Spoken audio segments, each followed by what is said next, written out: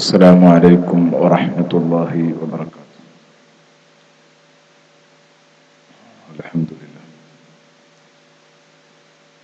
الحمد لله رب العالمين، والصلاة والسلام على سيد المرسلين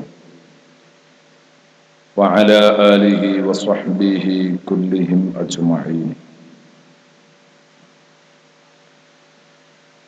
اللهم صل على محمد النبي عدد من صلى عليه من خلقك. اللهم صل على محمد النبي كما ينبغي لنا أن نصلي عليه.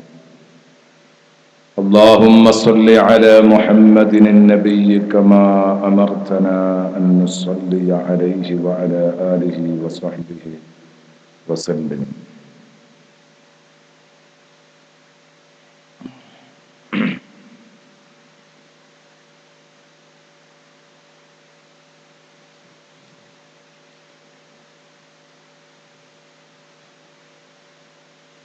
أعوذ بالله من الشيطان الرجيم.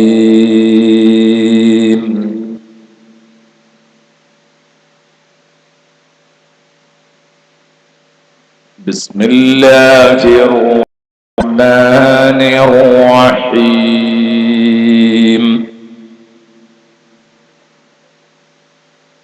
إلا المصلين الذين هم على صلاتهم دائمون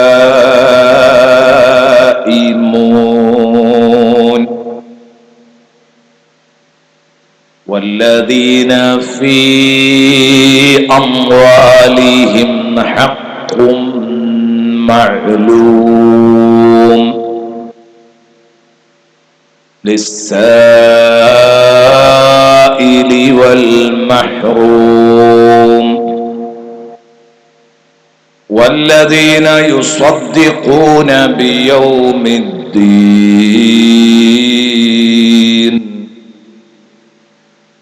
والذين هم من عذاب ربهم مشفقون إن عذاب ربهم غير مأمون والذين هم لفروجهم حافظون إلا على أزواجهم أو ما ملكت أيمانهم فإنهم غير ملومين فمن ابتغى وراء ذلك فأولئك هم العادون. صدق الله مولانا العظيم وصدق وبلغ رسوله النبي الكريم ونحن على ذلك من الشاهدين الشاكرين والحمد لله رب العالمين.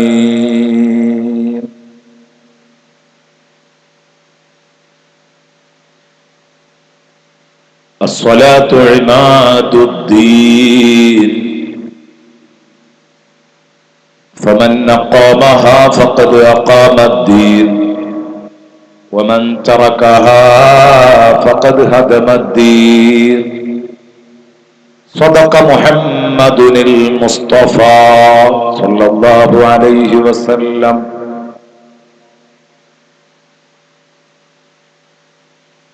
الصلاة على النبي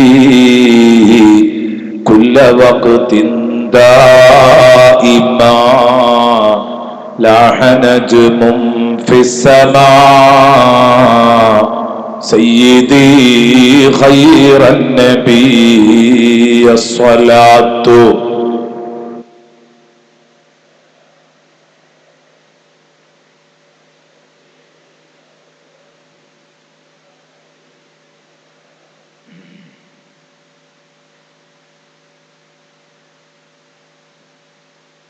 പ്രിയപ്പെട്ട സഹോദരന്മാരെ, സഹോദരിമാരെ, അള്ളാഹുവിന്റെ മഹത്തായ അനുഗ്രഹത്താൽ നമ്മുടെ പ്രഭാഷണ വേദിയുടെ 5-ാം ദിവസമാണിന്ന്. ഇനി 2 ദിവസം മാത്രമാണ് നമുക്ക് ശേഷിക്കുന്നത്.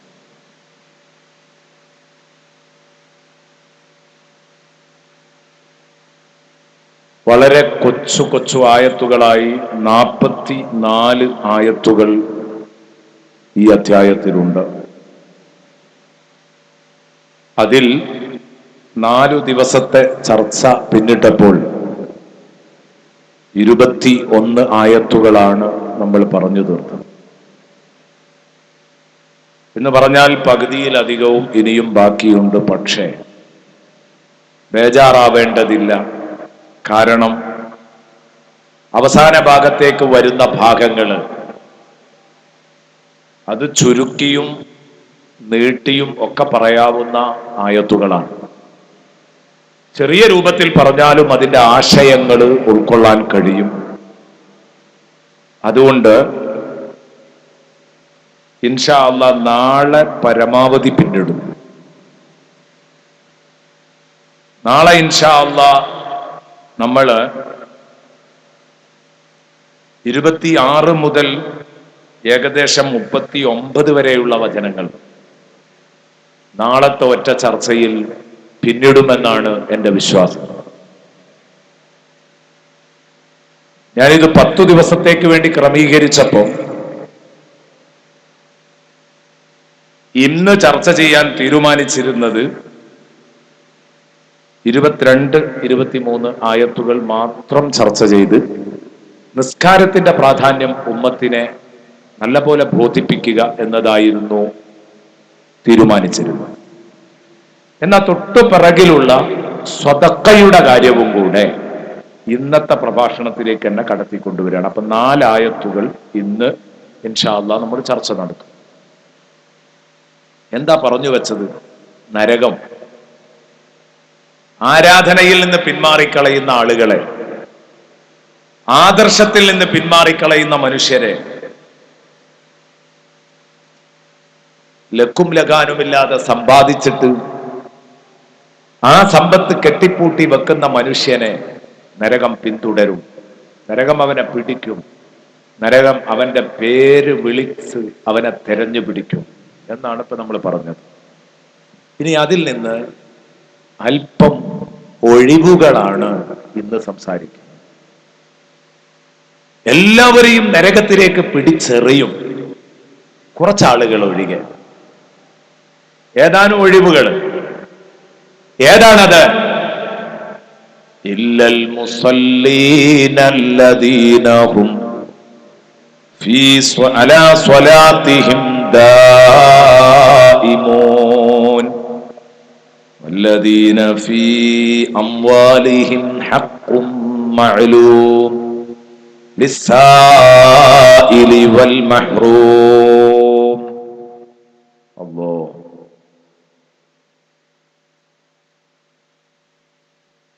നരകത്തിലേക്ക് കടന്നു പോകുമെന്ന് പറഞ്ഞ ജനങ്ങളുടെ കൂട്ടത്തിൽ നിന്നും കുറച്ചാളുകൾ അള്ളാഹു ഒഴിവാക്കി നിർത്തുകയാണ്. ഇവര് നരകത്തിൽ പോകൂല, ഇവര് സ്വർഗത്തിലേക്കുള്ളവരാണോ?